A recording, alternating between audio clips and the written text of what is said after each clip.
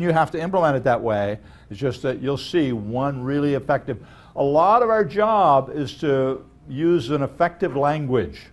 How do I create an effective language for querying? We're going to see that. And in the process of seeing the language evolve, it's going to be really clear how you implement it. I'm not going to implement it for you, but it'll be really clear. Okay? And you can ask questions as we go on. How would you implement that, Prof? Okay, and I'll tell you a little bit. I won't tell you every last little widget, but you know. So if you can come, do come. If for some reason you can't come to the Friday morning help session, in my open office hour on Tuesday, I can talk a little bit, you know, as long as there aren't too many of you, I can, you know, enough to fit in my office, I can talk about it. So don't not come just because you say, oh, well, I'll come to his office hours, because if 30 people show up, only 5 will hear the conversation, okay, because that's all I have room for in my office. But so strongly recommended that you come, and strongly recommended, of course, that you come to class on Tuesday. I will, if we can, I'll be putting up videos, but no promises. You know, even with NAG's expert help, they may or may not work well, so we'll see. But I think it may. Okay, so let's begin. I've labeled this lecture and the things we're going to look at as abstract data types. There may be a better name. There's an equivalent name called value types. And I ran out of time, didn't have the time to do it, but I meant to change that title to value types. And everywhere I mentioned it in the presentation, instead of saying abstract data type, to say value type. Value type is a type that can be copied and assigned into unique objects, not the C# Java handle copies that gives 2 handles pointing to the same instance, but copying the instances themselves. We're going to see exactly how to do that today, among other things. We're going to see how to do quite a few things. And when we're done on Tuesday, you will know how to design a class. End of story, you will know everything useful to know about designing a class. Now, you know, we're not going to talk about inheritance. We're not going to talk about compound objects. All of that will come later on. I don't promise you'll have all that, but you will know how to design a single class. These are recipes. The slides you're going to see today, each one of them is a recipe for how you do. You won't do it exactly like that, but it shows you very clearly the idea. So let's get started.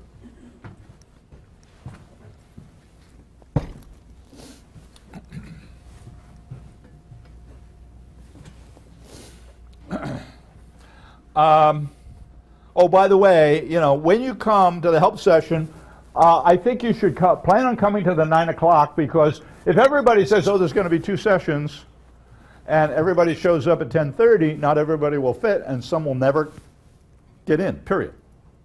Because if you're not sitting in a pink seat, you're out of here.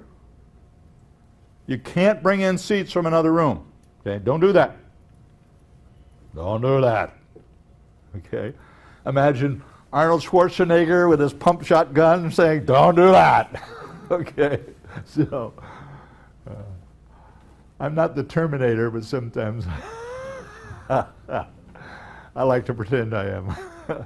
But anyway, my daughter teaches Spanish in high school in Central Illinois, and she was in the Army, and she tells her class, I know 5 ways to kill you with my pinky.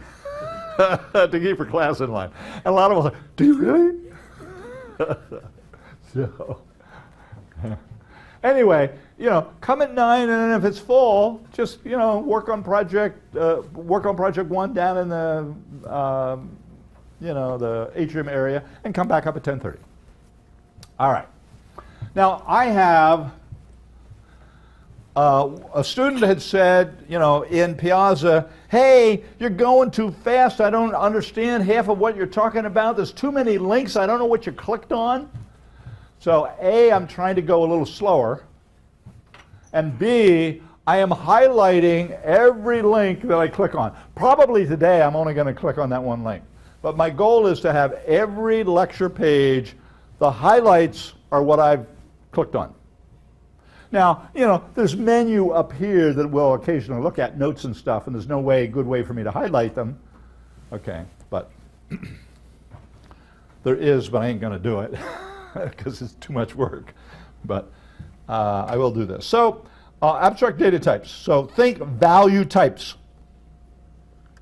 C++ was built from the ground up to support making value types. That's what makes it what it is. That's why it isn't C# and it isn't Java, because it's built to create value types. And you can create them and you can put them wherever you want. You can put them on the native heap, you can put them in stack memory, you can put them in static memory, wherever you want. Okay. So there's you know, some words about data abstraction. I'm going to skip over them. You know, you read them, but classes, here's what we want from a value type. We want, constructors should allocate all of the resources a class needs, either constructors or some member function. The class member function should allocate any resources it needs, and the destructor returns all of the allocated resources. End of story. No other way. Don't do it any other way. And for that reason, users don't have to participate in that resource management. They just create an integer class, use it when it goes out of scope, all the resources are returned. Really nice. They don't have to call dispose or any of that monkey business. Okay. So.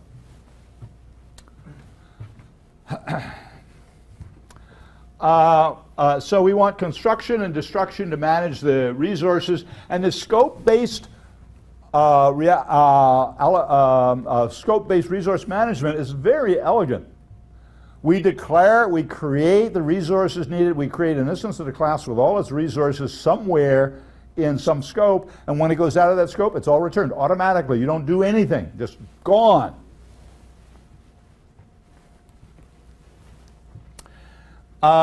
We want to be able to create arrays of our value types, and that has some interesting implications.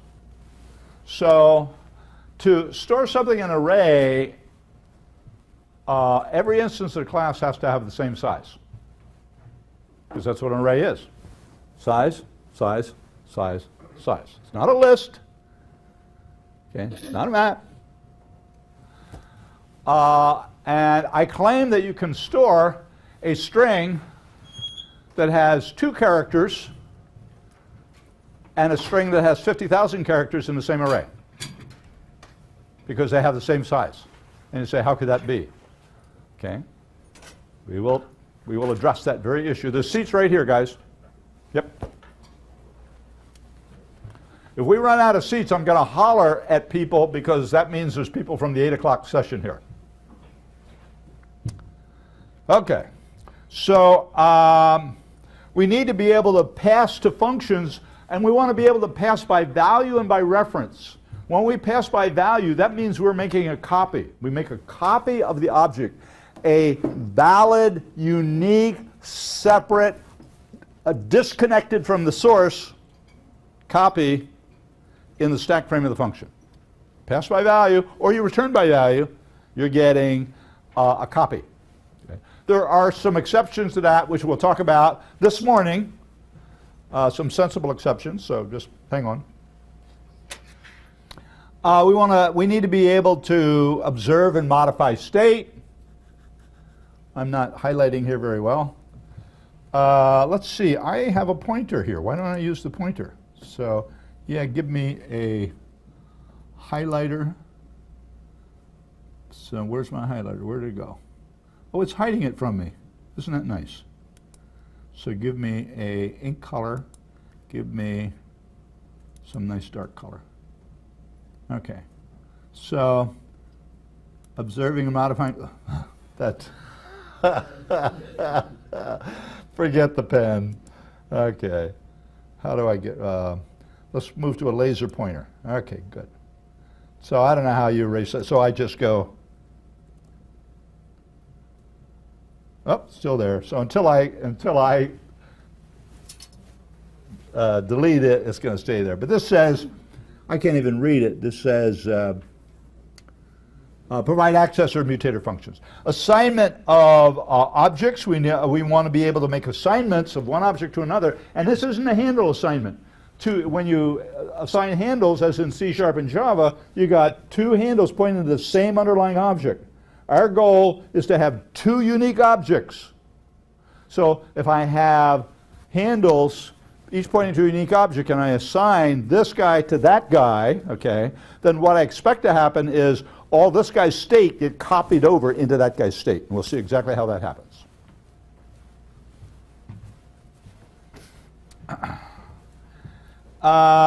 We want to be able to coerce objects, and what that means is that so I am going to use a string class as the demo.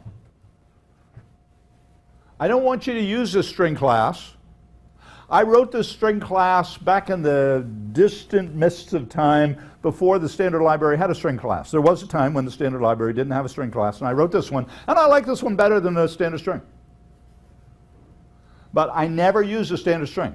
I'm sorry, I never use the string class. I never use the Jim Foster string. Why? Because everybody knows what the standard string class does. Only you and I know what the Jim Foster string class does. So I don't use it. And you shouldn't. But it makes a really nice teaching tool because we all know how a string ought to behave. We got this nice mental model so we can focus on the mechanics of how that behavior happens instead of sitting there trying to understand what's going on. We know what's going to go on, we just have to figure out how we make that happen. So that's our job today and Tuesday. Coercion of objects says I am taking an object of some other type and turning it into an instance of this class. So for example, the string class, I might want to construct a string from a literal string. A quoted string, okay? Very sensible thing to do.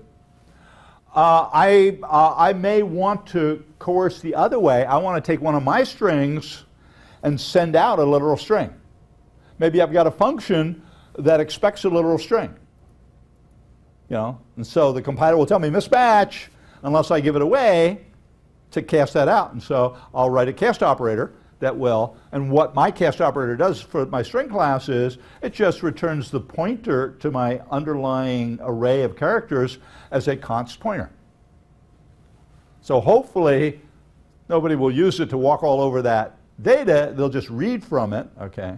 You know, you can hack the const and get around that. I'm not going to show you how, but you can, but you don't want to. It's a bad thing to do.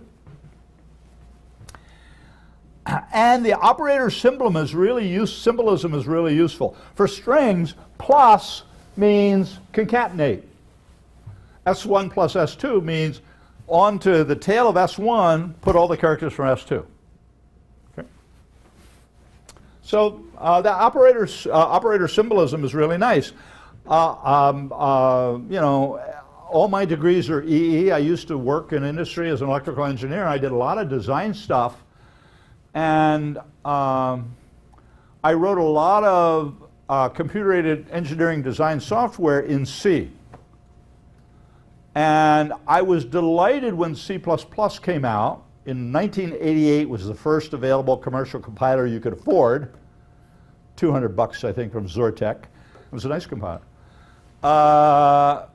It had this nice operator symbolism, and all of a sudden my algorithms went from this mishmash of called functions, and you couldn't tell what the heck was going on because it didn't look anything like the algorithm on paper. Now with that operator symbolism, the code looks an awful lot like what you write on paper, and that's a big deal. It's a big deal. Makes it easier to understand and perceive and fix stuff. Okay. And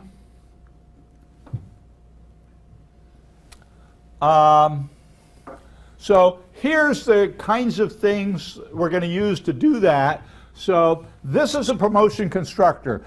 any function with the name of the class, so this is class X, any function with the name of a class is a constructor. And so this constructor takes a single argument, so I am promoting a T-type instance into an X, promotion constructor. If you Google on that, I think there's probably 2 of us in the United States who use that term to mean that, okay? But it's not widely used, but it's a good descriptive thing. And I write it this way: XX object equals T object, okay? That's what will cause that promotion constructor. There is no assignment here, none.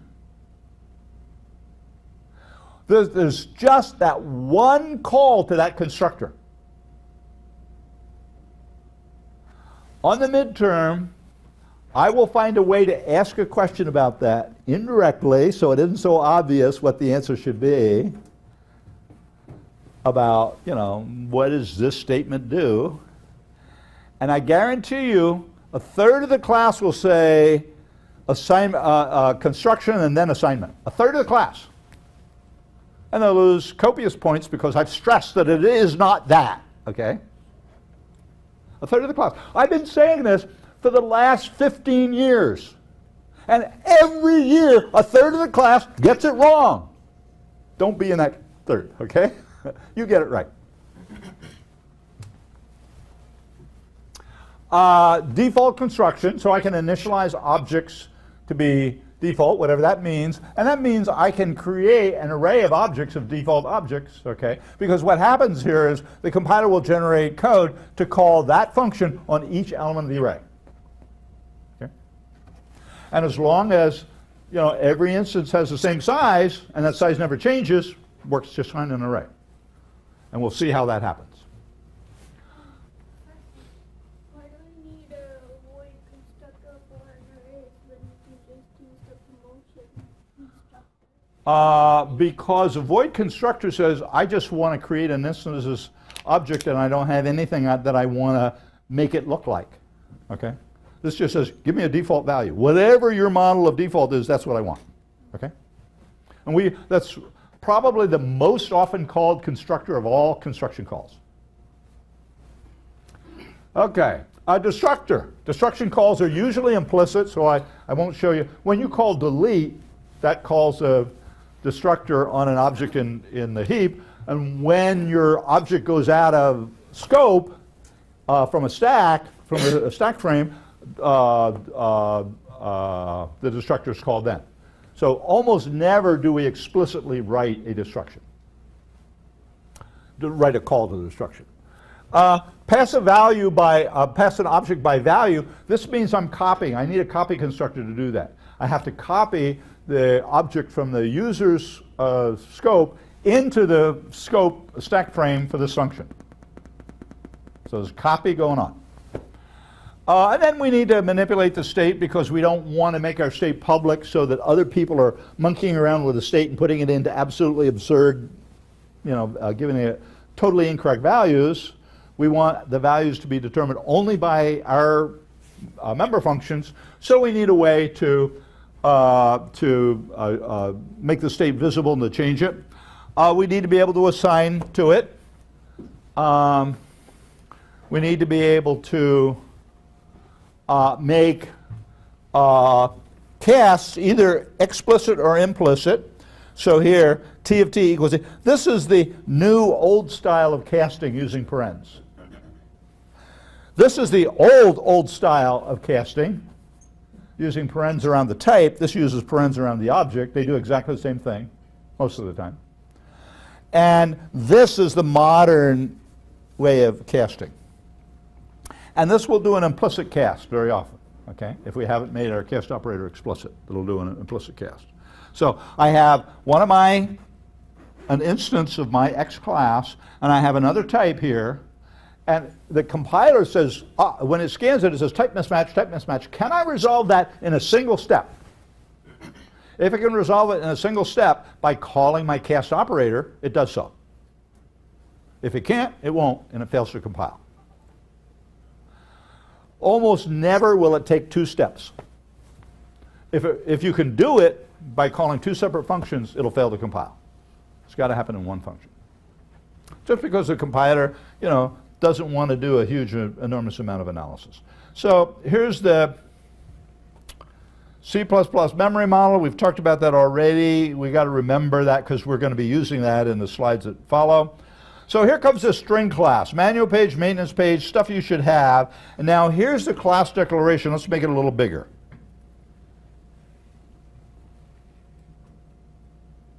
So notice that this string class has a pointer to an array of characters that will reside on the heap. And it has an integer len and max. Max describes the capacity to hold characters, and len describes how many characters there actually are. Why would I have two different ones? Why don't I just make them the same, always?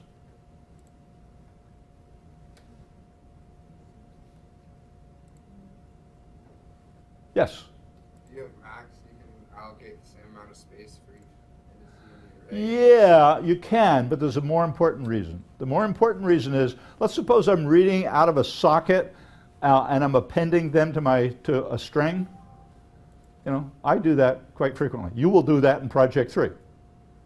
So if I made max and len identical always, I just use one length measure, then every time I add a character, there's room for it, go and reallocate one more character's worth of memory, copy everything over.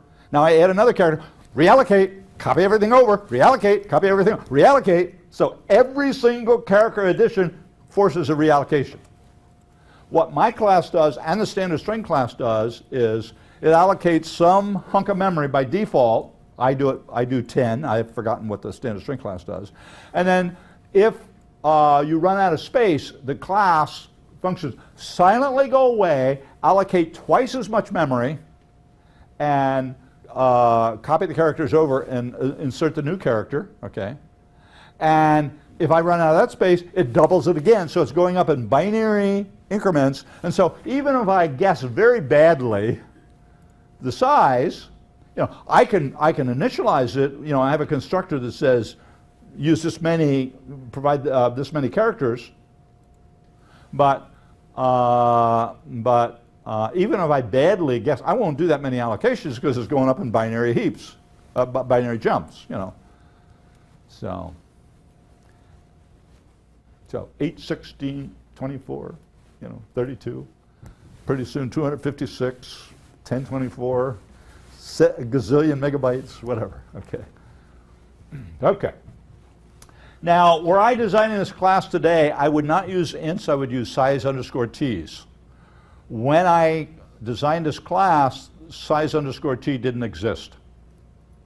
And everybody was using ints to index. The standard library was using ints to index. And so to nicely interface with the standard library without getting a bunch of warnings and stuff, I used ints. But today, the standard library uses size underscore t, which is a long int. It's a redefinition of a long int. It's an alias for a long int, okay? And I would use that today. But, you know, I'm not going to go back and change it. As a teaching tool, this is fine. Gives me a chance to say that, okay?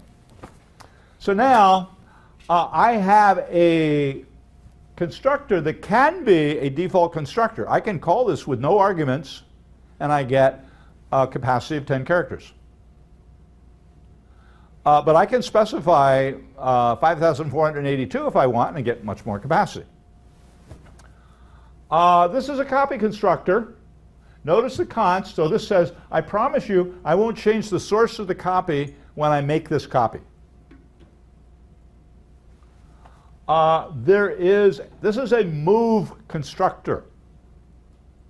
And what this does is this steals the resource of the source. So it isn't const.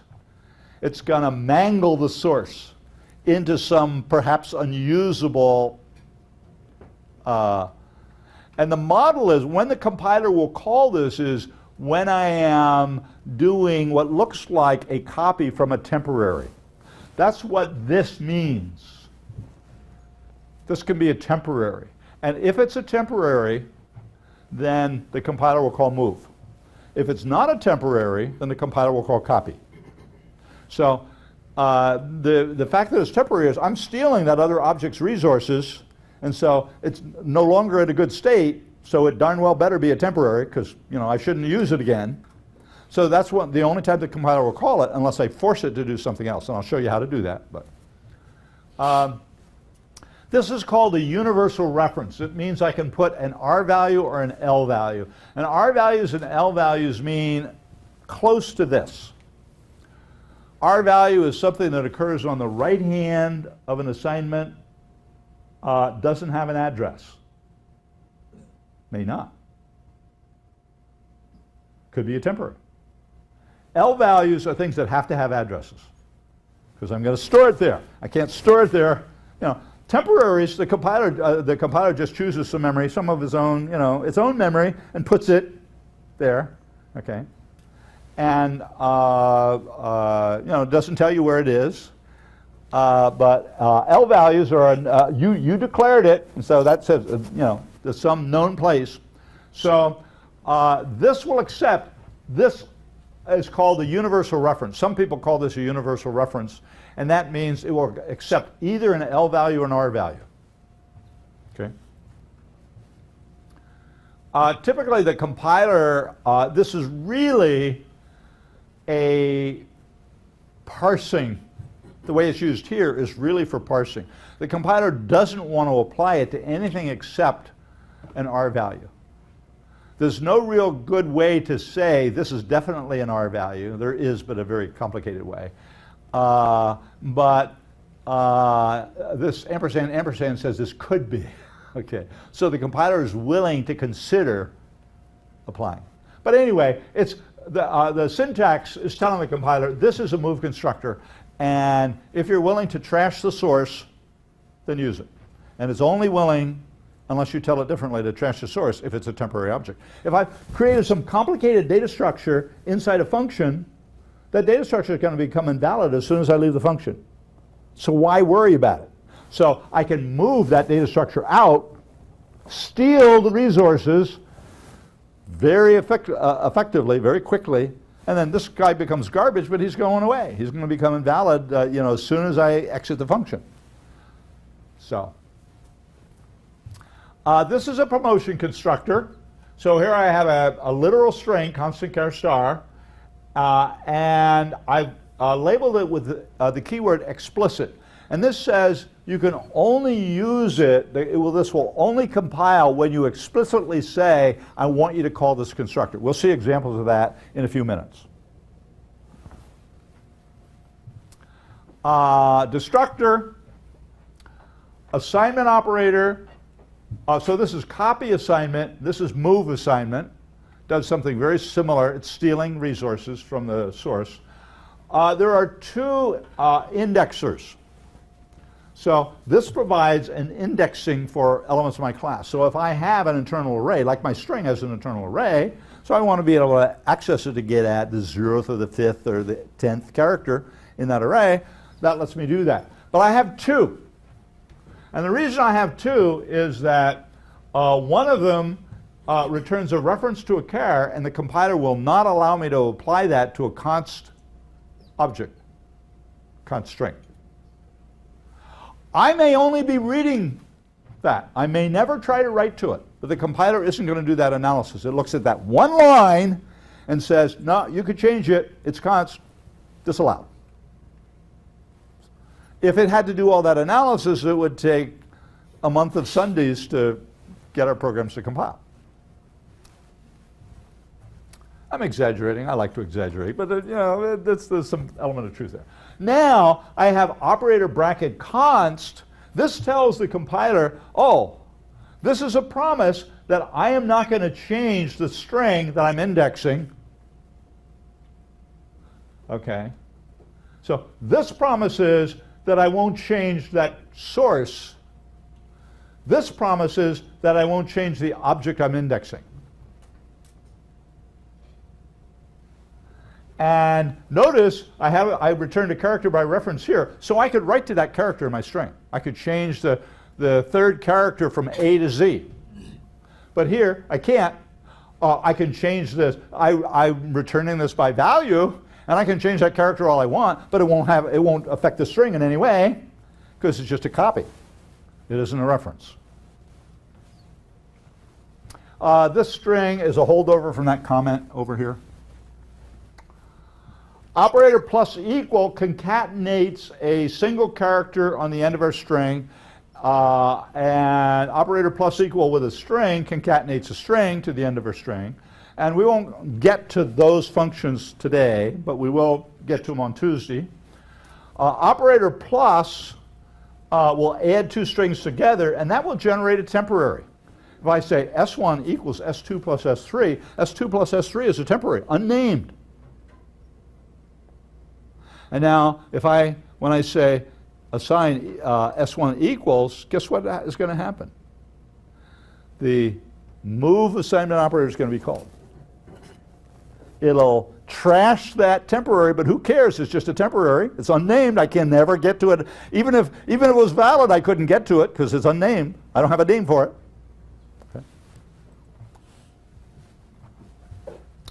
Okay. This is my cast operator. The cast is, aside from constructors, the only function that doesn't have a return value. Void is illegal. It has no, in a sense, this is its return value. And what this is doing in this case is it's returning the pointer to my array as a const pointer to the outside. So I'm trying to prevent them from doing evil, walking all over and past the end of my array because it's const. Can that be hacked? Sure. Am I going to show you how? No. Okay. It's fairly easy to do, but you don't want to do it. Doesn't make sense. Size function and flush. So now, notice that the size of this string object is the size of that pointer plus the size of these two ints. That's the size that if I apply size of, that's the size I'm going to report. That's what's stored in the array. Because the character points to something on the heap. Okay. So if I measure with size of, if I measure the size of a string with 2 characters and compare it to the size of a string with 50,000 characters, I'd see they're the same size. We're not talking about logical size, we're talking about physical size. And that's what's important for storing in an array. That's why we can store strings in an array. So if you want an object that has variable contents to be stored in an array, you have to put those variable contents on the heap. Yeah, that makes sense. Yeah, cool. And flush empties the string. Guess what it does? It changes len to 0 and it puts a terminating null in array of 0. That's all it does. Doesn't monkey with any of the characters. Doesn't. Well, why would it? You know, when you create the default, that's what the default does. You know, you got space for 10 characters, a terminating null, and garbage. Just some nonsense garbage, but you'll never see it because you'll stop at that terminating null. Okay. Cool. Now comes the meat. Finally, we're going to talk about something. So we're going to talk about something really important now. And somebody from the back row says, finally.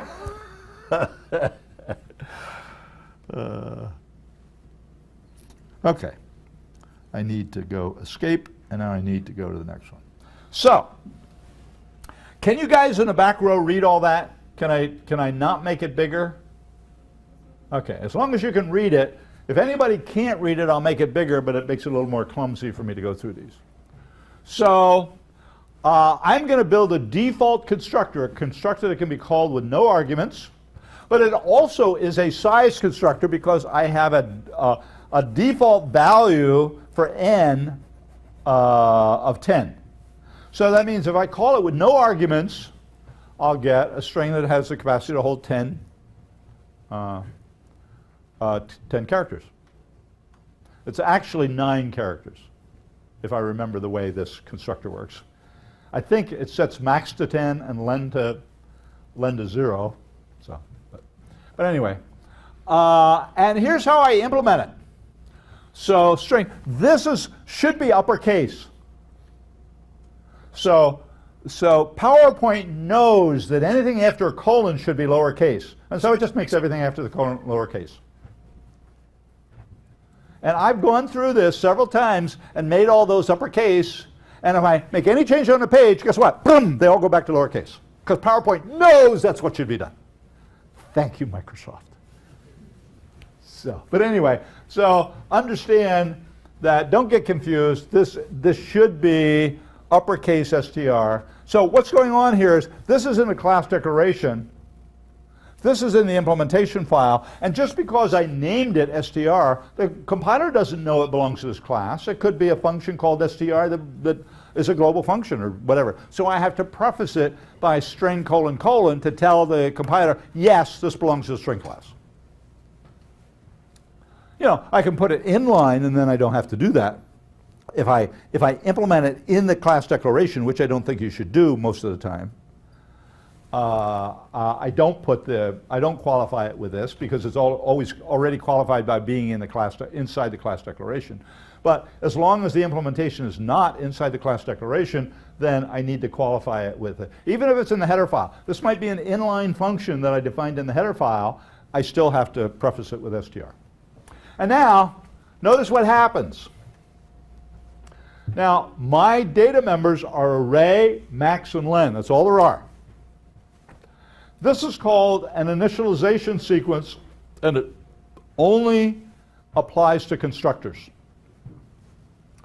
For constructors, what this does is this takes the array pointer and puts the pointer returned by new of char n in array.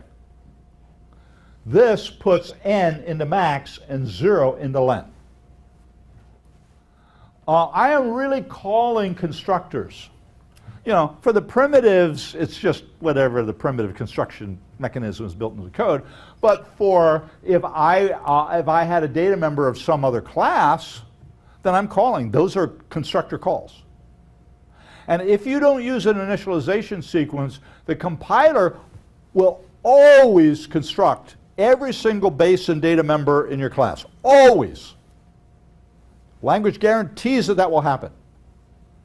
And if you don't specify which one you want, it makes a choice, and it may not be the choice you want.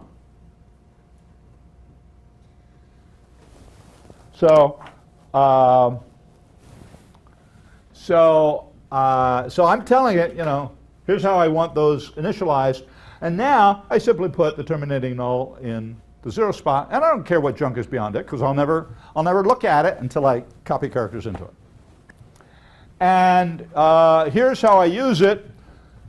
String s creates a default object. This calls the constructor with no arguments. So here, you know, I get n. I'm not passing any integer in there, so I get n, capacity of n. This is creating 5 default strings in an array of 5, big enough to hold 5 strings. And this is calling this function to create a string instance on the heap. Okay. Cool, 5 different ways to call a constructor. 3 different ways to call a constructor. That can drive you nuts when you're first learning C++. You know, the fact that there are a bunch of different ways to call these, and the right way to call it depends on the context. And when you're a newbie, you're always making the wrong choice. Okay, so. But that, you know, that won't happen long. Okay, let me get rid of this. How do I turn this pointer off? Good. Okay, so copy constructor. So purpose is to build an object which is a logical copy of another. There's no physical copy. Well, there's physically things being copied, but there's no, you know, you're not pointing 2 pointers to the same thing. Okay, you're going to make a separate, unique object.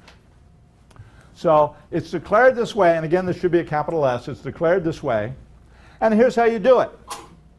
So string of S is array of new char of S dot max. I'm going to give myself the same capacity that the source had.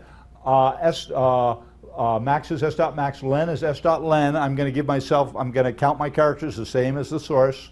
And then for I equals 0, I less than or equal to len, I plus plus array sub I equal S dot array sub I. What happened to the null pointer, the null terminator?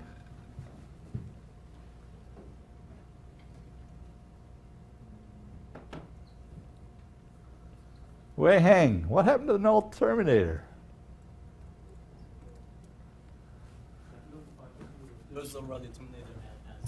Usually we say less than. So when I say 0 to less than or equal, I'm copying one more than the number of characters in my array, meaning I'm going to copy that null terminator. So instead of I less than n, and then separately saying array of n plus 1 equals the null terminator, I just copy them over instead of saying array of n. Okay, now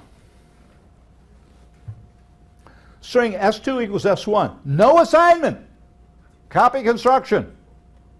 I'm going to try to trap you on the midterm. I will. A third of you will get it wrong. What's your name in the blue coat with a furry collar? Yeah. Vishal. So, Vishal, are you going to get it right? Don't. Wrong answer. Here's the right answer. Yes! Okay? That's the right answer. Okay. And this is equivalent. It does exactly the same thing. These do exactly the same things. Here, I am allocating this array by making a copy of S1 into the 0th element of the array and a copy of S2 into the first element of the array, into the 1th element of the array. Okay? Cool. And here, I am creating a copy of S1 on the heap in my new object that's pointed to by S pointer. And here, when I call my fun by value, there's no reference symbol here. I'm making a copy of S onto my stack frame. Right? Is that clear? You don't look like it's too clear. Yeah, I was just thinking, like, instead of doing string S2 equals S1, can we, like, do string S2 is equal to S2 parentheses S1?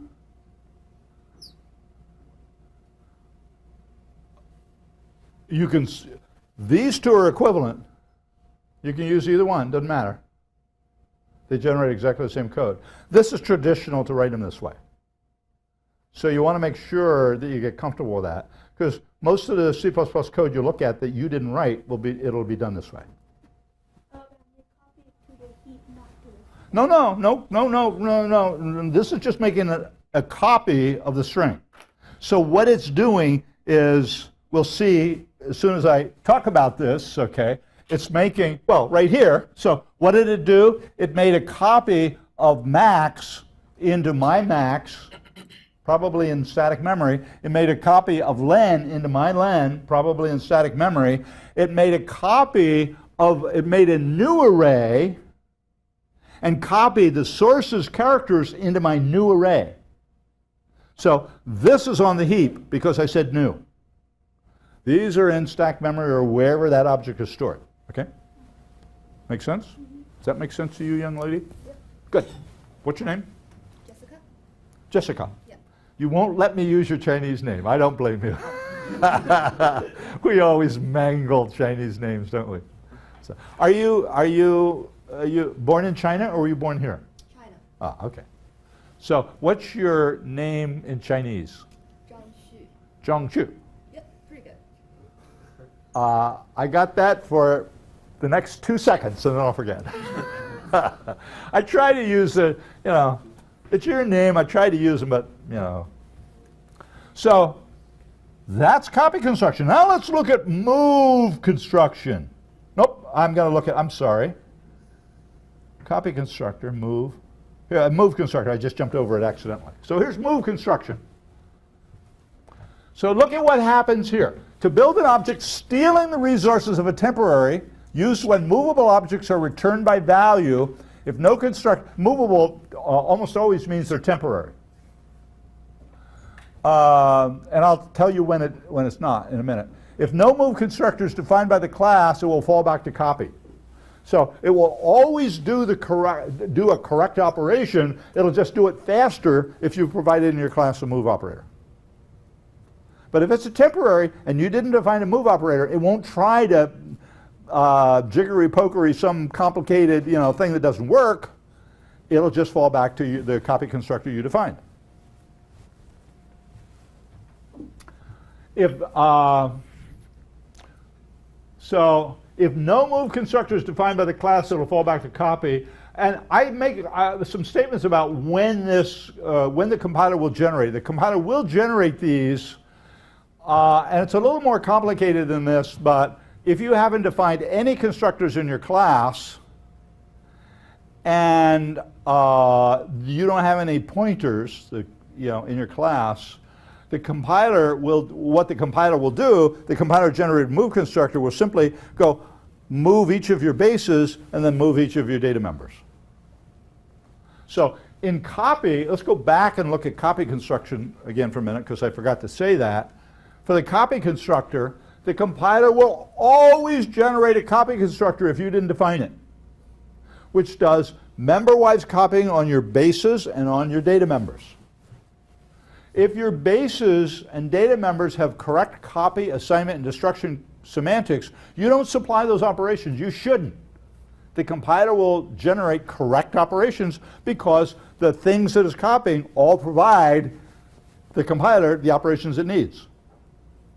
So if you have just primitive data and maybe you've included some containers out of the STL, they all have correct copy, assignment, and destruction semantics. You don't have to write any of those operators, and you shouldn't. But if you're like string that has a pointer, you have to. And you got to write all of them.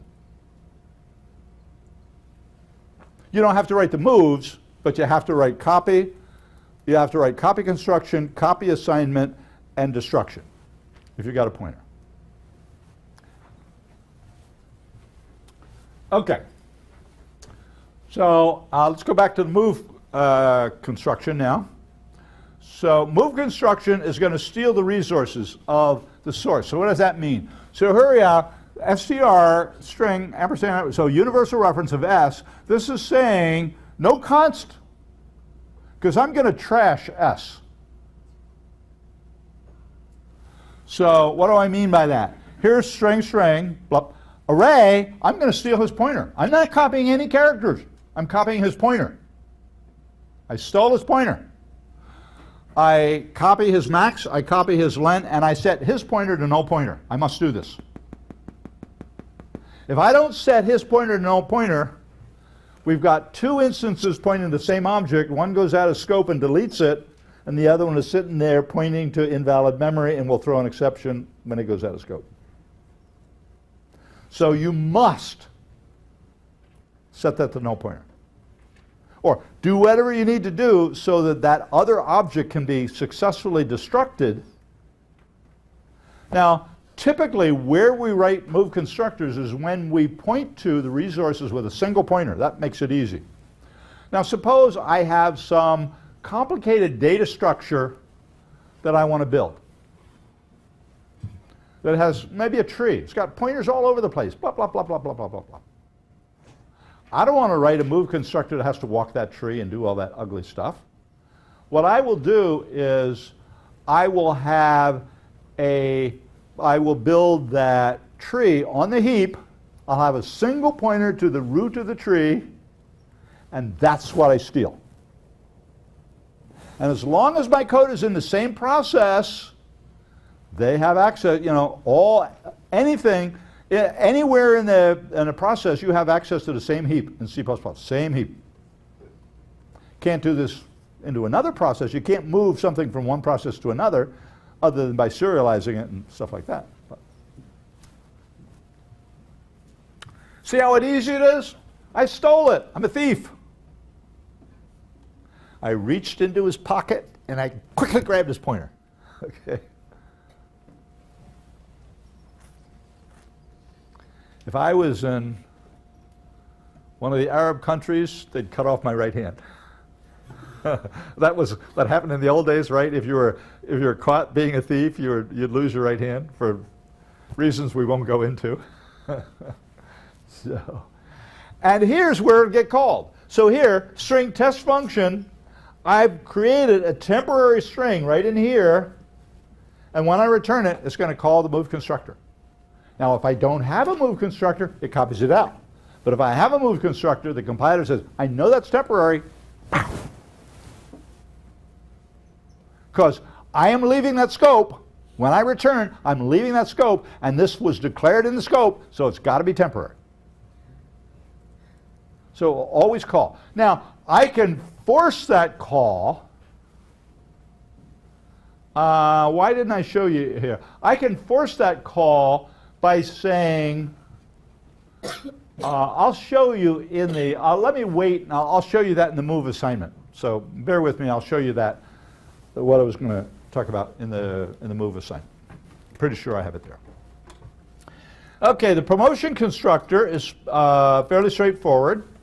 So here, now I've declared this explicit, and we'll see what that means down here. But, so I want to coerce an object of another class to one of this class. I want to take some different type and somehow create a type, a string type out of that information. And somehow is determined by what you write here in this code. So I declare it as explicit string const char star. And I don't have to have explicit. If I don't have it explicit, some operations will occur implicitly, and I'll show you exactly what in just a minute. So here's how I write it. So string len static cast of int string len of s. So s is just a literal string, so I got to use the C-style string functions on it to measure its length. I can't ask it what its size is because it doesn't know what its size is. It's just a set of an array of characters, null terminated characters. So I use the string len function, okay, and now max equals len plus 1, array equals new char of len plus 1, len is the number of characters, and one more for the terminating null, and then I copy them over. Piece of cake. We know how to do that. So now, here, when I say strs equals, I have to say, if I want to use a quoted string on the right, I have to say string. So the standard string class isn't explicit. So it will silently let you promote a literal string into a standard string. But my class is forcing you to be explicit about it, okay? Mostly just to show you how that works. And now, if I want to create an array of these, an array of 2 elements, I got to be explicit in both those calls, okay? And you know, so everywhere I use it, I got to be explicit. The design community is kind of vectoring around to the issue is that silent conversions, promotions, and casts can be a source of real problems. You have a type mismatch, and the compiler did something that, you know, did a conversion. You know, use your operator to do the conversion you said, but you didn't want that conversion to happen here. But it silently happened. So with explicit, you have to say, that's what I want. And if you don't say that's what I want, it'll fail to compile.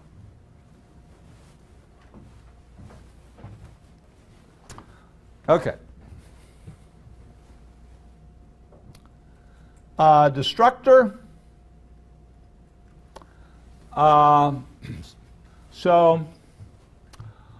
Returns, deallocates resources when your object goes out of scope or when you call delete on it if it's stored on the heap.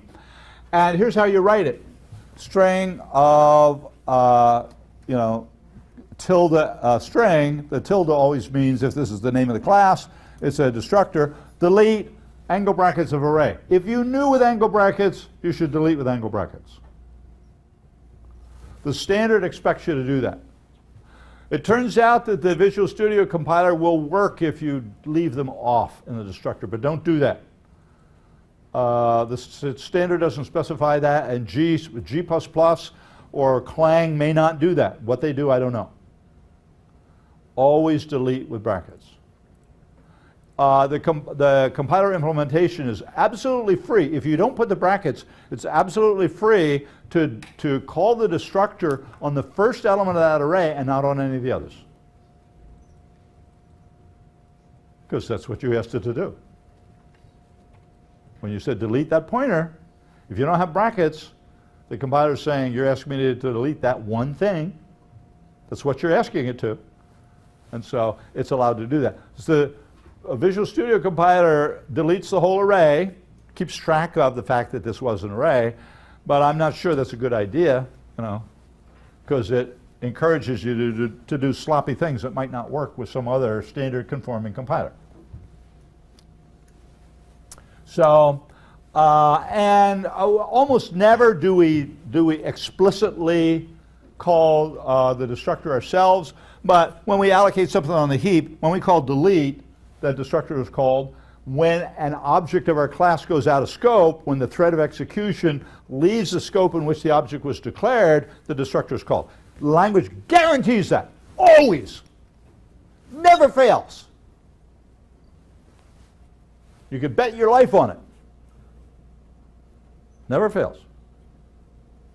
The language guarantees that a constructor will be called when you declare an object, and guarantees that a destructor will be called when it goes out of scope. End of story. And that's a very elegant resource management mechanism. I like it a whole lot better than managed heaps. In my opinion, managed heaps are a solution looking for a problem. I've said that before. You'll get, all you Java guys and C#,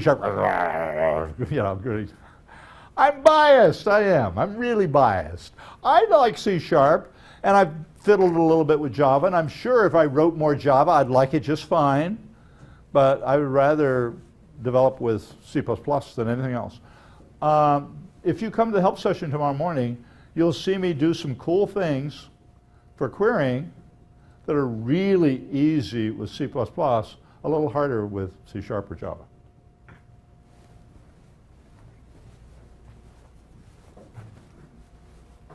Okay. So that's a destructor. Now, copy assignment. So here, an assignment operator always is declared this. A copy assignment is always declared this way, okay, with a reference, returned by reference. And the first statement should be this: if this equals the address of S, return contents of this. Or you could say, if it's not equal to, then just include this, either way. But the purpose of that is, so remember, so if I don't have enough memory for my allocation, suppose I was assigning to myself. And you won't always know that. Sometimes, by some circuitous route through your code, you're passing references around and you're assigning to yourself. You didn't know it, but you are. So the first thing your assignment operator may do is delete the array, because it wants to delete the destinations array and create an array and copy over the stuff from the source. Now, if the source is the destination, we deleted the array and we're going to, whoops, okay, doesn't work. So, if this equals out, so this is a pointer to this object, whichever object you're assigning to. If I say S1 equals S2, this points to the address, this contains the address of S1. All that happens in every member function, every non-static member function. Because you don't have code, all the code for the class that follows each object. You don't have code for this object and code for this object and code for this object. Why would we do that? It's the same code. There's one set of code. So how does that code know which object to operate on? Because when I make that call, silently the compiler passes up the address of the object and puts it in a variable called this. So now I can say, if my address is equal to the address of the source, just return the contents of. Now, notice that I'm returning by reference, and I say contents of this. So I'm returning myself. And the reason is that I may say S1 equals S2 equals S3 equals S4. And to get that chain to work, each one of those equals has to return a reference for me to assign from. So that's why it's written that way. Now, do we have enough space? If we have enough space, why allocate a new array? So if max is greater than or equal to slen plus 1, I got enough space, then len equals s dot len int equals I. For I equals 0, I less than or equal to len, so I'm copying the terminating null. Array sub I equals s dot array, return contents of this, and I'm done. But if it's not, then delete array, array equals new char of max equals s max, whatever s's capacity was, I'm going to make that my capacity because I'm assigning that state. Max is part of my state. I make len equal to s len, and I just copy over the characters and return contents of this. So the only difference between those two is that I am allocating, I'm deleting the array, okay, and allocating a new one of bigger size, big enough to hold the capacity of the source. And I invoke it by saying S2 equals S1, or I could say S2 dot operator equals S1. They're absolutely equivalent. They generate exactly the same code. And this is why we need to return a reference to ourselves, because if I said S2 equals S1 equals S0, then now this becomes the argument for that last operator, and that argument needs an object by reference. And so this guy had darn well better return that object by reference, himself by reference, okay? Does that make sense, Nag? Okay. I say these things and I never know. Lots of people will smile. What is this guy talking about? Okay. If you don't understand, ask. Now, move assignment. We're going to go into thief mode again. So to assign the state values by a temporary object of another by moving, essentially we're transferring ownership of that heap allocation. If no other potentially implicit operation is defined, the compiler will generate one, blah, blah, blah, blah. So here's how I declare it. Universal reference, not a const, because I'm going to trash this object. I'm going to change it. Now I say, here's my assignment operator, and I can't use initialization sequences on assignment. They only work for constructors because they are initializing sequences. Okay, so operator equals, again, check to see if I'm assigning to myself. If I am, go away. I don't need to do anything. Now I say max equal s max, len equal s max. I delete my array and I steal his array. Stole it. But now it's my obligation to set his array to null pointer. The language guarantees that when we call delete on null pointer, nothing bad happens. Nothing happens. So now, when he goes out of scope, it's fine. No errors, no exceptions. Nothing was deleted. The memory wasn't changed at all. When I go out of scope because I stole his array, now my array is going to get deleted by my destructor call. Okay. So, and now return contents of this. And so now S1 equals S2 plus S3. So S2 plus S3 is unnamed. I don't have a name for that sum. So that's an R value. That's a temporary. And the compiler absolutely will call this move constructor when I do that. Because I'm assigning this temporary to that L value. Right, Wei Hang? Good. Right, Jessica. I tried to remember. I couldn't remember. Now, this is the thing I was talking about before. There's another way, even if the object is not temporary, I can tell it that it's temporary. So I can say S2 equals standard move of S3. Standard move doesn't move anything. Doesn't move anything. It's changing the type. It's telling the compiler the type of S3 is not an L value, treat it as an R value. And now the compiler, because it's an R value, the compiler is perfectly happy to move it. But now you better promise the compiler, I'm never going to touch that again because it's trashed. So your obligation, if it isn't temporary and you move it, is to never touch it again. So typically you don't want to do that. There's a couple of tiny little situations where you might choose to do that. I have done it once. Okay. But yes. Delete operation after deletion again with array. Delete array of array. Yeah. So when I start this move operation, I have an array and he has an array. I want to replace my array with his array. If I just copied it over, I'd have a memory leak. But if you are deleting the array, so it means complete memory will swap or only content of it will be. What that means is that that memory is marked as free. Nothing is moved.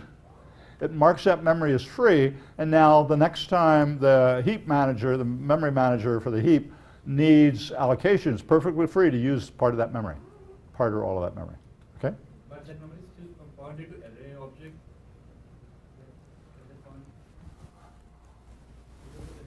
It's not const because I don't want this to be const because I'm going to change it in my class. My class is going to do operations on that array. I don't want to make it const. I'm not passing this out to the public. I'm just binding my private pointer to an array to the sources array. And I have to delete my prior array so that I don't have a resource leak. Okay? Is that clear? For example, if you want to use operator equals, we have to call out the entire operator equals function or just use equals? So here, I could have said S1 dot operator equal of S2 plus S3. That would be absolutely equivalent to this. Almost always we use the algebraic form, but I could use the operator form if I wanted to. I show you the operator form so that you can understand why I have to return the contents of this by reference so that I can chain those operations. This would work just fine. If I never changed it, returning void would work just fine. But if I chain them, that won't work. Yeah? If the assignment operator contains a copy operator and or a default operator, will the first line of invocation be called by the move assignment operator? So here, what happens, the first thing that when this is called, nothing else happens, just this function executes. So if the S1 equals to S2 plus... So here, what happens is nothing changes. I just return a reference to myself. I'm not changing anything. Nothing has changed. I'm not asking about if this equals to this Okay. string. I'm just asking if S2 and so for in the invocation item, if S2 and S3 are all L value. So if they have address, will this will never be called if they're L values. If I add together two L values, the compiler won't call it. So in this invocation, in the first line of invocation, the S2 and S3 is guaranteed to be L value, R value. Yeah, because I don't have a name for it. Here, I said S1 equals S2 plus S3, and there's no name. There's no name for that sum. S2 and S3 is not a name. They don't have an address.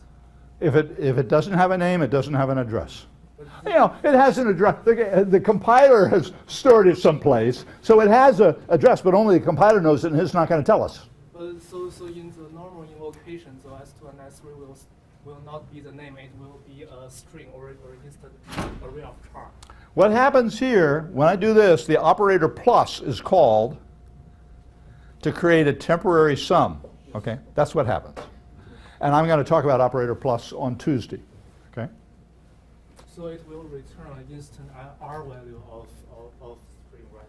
Yeah, yeah. So it returns an R value. That's why the move constructor gets called. So it is an R value. That's why the move constructor is called. The move assignment is called. Good question.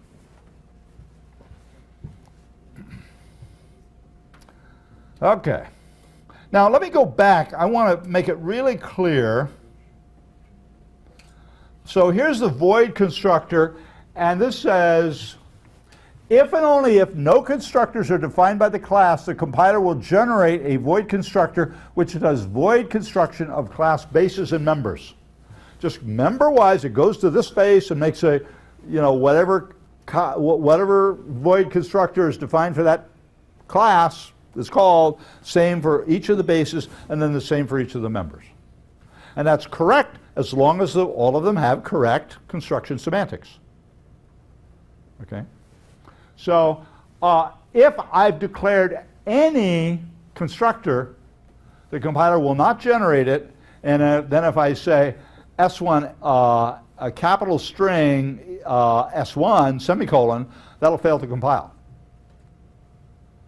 Okay, because it says there's no void constructor.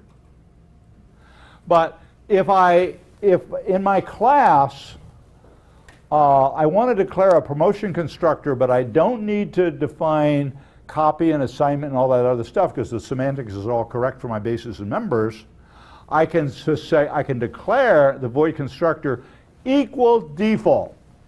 And that tells the compiler it's declared, you can use it, just use your default. Meaning member-wise construction. Language makes a whole lot of sense. Each of its parts makes a whole lot of sense. It's logical, sensible, elegant. The problem is there's so much of it. Okay? And some of it is context dependent. That's the real hard part. Now, so this is context dependent. If and only if no constructors are defined. Declared, actually. If I said defined, I should say declared, because even if I just declared them, it compiler won't. Actually, if I declared them and created an instance of the class, they'd have to be defined. So now, that's the void constructor. Copy constructor, the compiler will always generate a copy constructor. And the copy constructor does member-wise copy of your bases and your data members, member types. And if that's correct, you don't need to supply it. If it isn't correct, you need to supply it or prevent it. I can say, I can declare the copy constructor equals delete, and that says you can't copy this class. There are some data, some elements that it can't be copied, like some of the, I think a critical section can't be copied. So if you hold the critical section, you gotta delete the copy constructor for your class because it can't be copied. Or you can write one that but doesn't keep that critical, but probably the semantics will be funny, and people, that'll be a source of error, so making it a delete is a good idea. So that's the string copy constructor. The compiler will, copy constructor,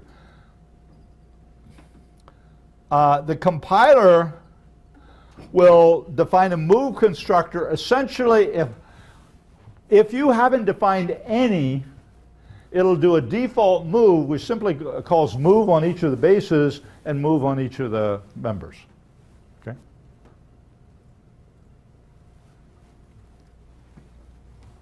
That is, it calls the bases move constructor for each of the bases, and then the data members move constructor for each of them. And if one of them doesn't provide a move constructor, it falls back to the copy constructor. So it's always safe, and it'll be as fast as it can be given what's built into the classes you're using.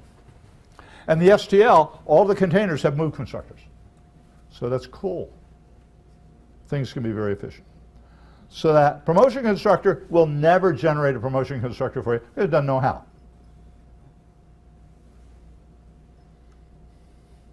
Destructor will always generate one if you don't find it. Does member-wise destruction, and it may not be the right thing. If you have a pointer, it won't call delete on your pointer. The pointer might not point to the heap. It might point to some, it might be a weak pointer pointing to some other object on stacked memory, and if I call delete on that, bam! Memory access violation. So it won't. So if you have a pointer in your class, you gotta define your own destructor. If you have a pointer in your class, you gotta define the whole bunch. There's something called the rule of threes. If all of your bases and all of your members have correct copy, assignment, and destruction and move semantics, the compiler will generate all of those. And you shouldn't supply them. You'll get in its way. You can't make bugs. You won't have any bugs in code you didn't write. If that's not true, now you have a decision. You can either implement all of those operations, or you can implement, you must implement void construction, copy construction, assignment, and destruction. You don't have to design the move operations if you don't want to. That's just an optimization. But you must either supply them or you must mark those operations as delete. Meaning, if you write code that invokes those operations, it'll fail to compile. So, threes, construction, assignment, destruction.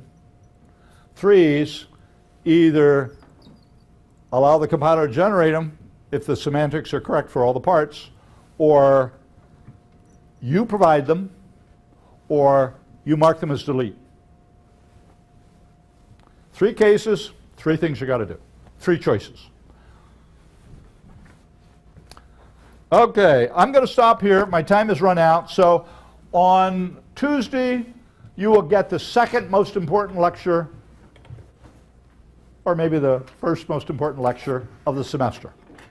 And tomorrow morning in this room, we'll have a help session. I'm going to talk, when you leave your session, you'll have a really good idea how to design the query. One good way of designing the query mechanism. You don't have to do it that way, but you'll understand how it can be done. And the first session starts at 9, and when the room fills, you're not allowed to bring a chair from someplace else. You are not allowed. Nikhil's going to be here a little before 9. He's going to be checking. Anybody brings a chair through, he's going to have a taser and he's going to tase you. Okay? Or something. Okay? If there isn't room, then come at 10:30. If everybody waits to 10:30, the room may fill up, and you come at 10:30, and I won't let you in because the room is full. So your default should be come at 9, and then if it's overflowed, then come back at 10:30. Okay, see you all. Let's make room for the next class.